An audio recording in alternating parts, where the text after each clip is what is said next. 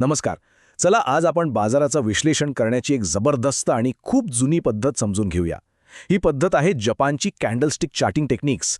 ही techniques आपल्याला बाजारातल्या भावना समजायला मदत करतात आणि त्यामुळे चांगले ट्रेडिंग निर्णय घेणं सोपं होतं. एक खूप जुनी म्हण आहे की मेणबत्ती स्वतः जळून इतरांना प्रकाश देते. तसंच काहीसं या चार्ट्सचं आहे. ते आपल्याला बाजारातल्या घडामोडींवरून म्हणजे किमतींवरून ज्ञान देतात. खरेदीदार आणि विक्रेते यांच्यात नेमकं काय चाललंय हे आपल्याला अगदी स्पष्टपणे दाखवतात. कधी विचार केलाय की चार्ट्स फक्त आकडेवारी नाहीयेत, तर बाजारातली भीती आणि लालसेसारख्या भावनाही दाखवू शकले तर? अहो, कॅन्डलस्टिक चार्ट्स नेमकं हेच करतात. ते आपल्याला बाजारातल्या प्लेयर्सच्या मानसिकतेची एक अनोखी झलक देतात. चला तर मग बाजाराच्या या गुप्त भाषेचा उगम कसा झाला हे जरा बघूया. ही एक शतकानुशतके वापरली जाणारी आणि सिद्ध झालेली पद्धत आहे जी आपल्याला बाजारातले ट्रेंड्स अधिक चांगल्या प्रकारे समजून घ्यायला मदत करते. हे काही आजकालचं फॅड नाहीये बरं का. ही तर शेकडो वर्षापूर्वीची जापानच्या सरंजामशाहीतल्या तांदळाच्या बाजारात तयार झालेली आणि सुधारलेली एक कला आहे. यावरूनच आपल्याला कळतं की ही पद्धत किती जुनी, टिकाऊ आणि प्रभावी आहे.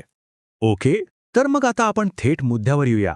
ही कॅन्डलस्टिक नक्की असते तरी काय, आणि तिचा प्रत्येक भाग आपल्याला बाजाराबद्दल काय सांगतो? चला बघूया. आता बघा, इथे खूप इंटरेस्टिंग गोष्ट आहे. डेटा तोच आहे, पण एक साधा बार चार्ट आणि एक कॅन्डलस्टिक चार्ट यात जमीन आसमानाचा फरक दिसतोय, नाही का? कॅन्डलस्टिक आपल्याला एका नजरेत सांगते की बाजाराची दिशा काय होती आणि त्या दिवसाचा विजेता कोण होता. ही जी जाड बॉडी दिसते ना, हिला म्हणतात रिअल बॉडी. सोप्या भाषेत सांगायचं तर ही त्या दिवसाच्या लढाईचा रिझल्ट आहे. जर बॉडी हिरवी किंवा पांढरी असेल तर समजा बुल्स जिंकले, आणि जर ती लाल किंवा काळी असेल तर बेअर्सनी बाजी मारली. आणि या बॉडीच्या वर आणि खाली ज्या बारीक रेषा दिसतायत त्यांना शॅडो किंवा विक्स म्हणतात.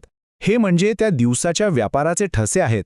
म्हणजे किंमत कुठपर्यंत वर किंवा खाली गेली होती पण तिथे टिकली नाही. बरं, आता एका कॅन्डलचं तर कळलं, पण जेव्हा या कॅन्डल्स आपल्याला काहीतरी सिग्नल देऊ लागतात तेव्हा खरी मजा येते. चला, असेच दोन महत्त्वाचे सिंगल कॅन्डल पॅटर्न्स बघूया जे आपल्याला बाजारातल्या संभाव्य वळणांसाठी तयार करतात. हॅमर नावाप्रमाणेच याचं काम आहे. यामागे एक स्टोरी आहे.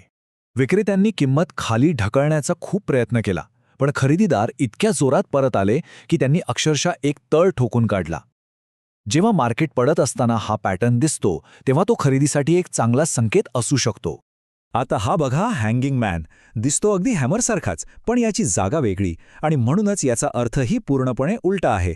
तेजीच्या मार्केटमध्ये हा दिसला की समजावं खरेदीदारांची गाडी आता अडकू शकते. हे दाखवतं की सारखाच आकार पण ट्रेंडनुसार त्याचा अर्थ कसा बदलतो. आतापर्यंत आपण एका कॅन्डलची गोष्ट ऐकत होतो. आता पाहूया, जेव्हा दोन कॅन्डल्स एकत्र येतात तेव्हा त्या बाजाराची एक जास्त मोठी आणि स्पष्ट कहाणी कशी सांगतात. हे पॅटर्न्स आपल्याला अधिक विश्वासार्ह संकेत देऊ शकतात. तर इथे काय होतंय बघा, मार्केट खाली जातंय, बेअर्स खुश आहेत. पण दुसऱ्याच दिवशी बुल्स इतक्या ताकदीने एंट्री करतात की ते आदल्या दिवसाच्या पूर्ण बॉडीला अक्षरशः गिळंकृत करून टाकतात. हा एक खूपच पॉवरफुल खरेदीचा सिग्नल मानला जातो. आणि हा आहे त्याचा अगदी उलटा प्रकार. इथे बुल्सच्या पार्टीत अचानक बेअर्सची एंट्री होते. आदल्या दिवशीची सगळी तेजी ते एकाच दिवसात संपून टाकतात. हे दर्शवतं की आता बाजाराचा मूड बदलला आहे आणि विक्रीचा दबाव वाढू शकतो. ओके, तर आत्तापर्यंत आपण जे काही महत्त्वाचे पॅटर्न्स पाहिले त्यांचं एक पटकन रिव्हिजन करूया. या विश्लेषणाचा मुख्य संदेश काय आहे ते पुन्हा एकदा पाहूया, म्हणजे सगळं व्यवस्थित लक्षात राहील. ही स्लाइड म्हणजे एक प्रकारची रेडी रेकनर किंवा चीट शीट आहे. आपण पाहिलेले चारही महत्त्वाचे पॅटर्न्स आणि त्यांचे अर्थ इथे एकाच ठिकाणी आहेत. याचा स्क्रीनशॉट नक्की घेऊन ठेवा, ट्रेडिंग करताना खूप उपयोगी पडेल. म्हणूनच लक्षात घ्या, कॅन्डलस्टिक शिकणं म्हणजे फक्त चार्टवरच्या लाईन्स आणि बॉक्सेस बघणं नाही, तर त्या मागे दडलेल्या माणसांच्या भावना, त्यांची भीती आणि त्यांची लालसा समजून घेणं आहे. आणि हे ज्याला जमलं तोच एक चांगला ट्रेडर बनतो. तर असं समजा की आता बाजाराची बाराखडी आपण शिकलो आहोत. या अक्षरांचा वापर करून आपण बाजारात कोणत्या कथा वाचणार आहात हे आता आपल्यावर आहे. चला तर मग या ज्ञानाचा वापर करूया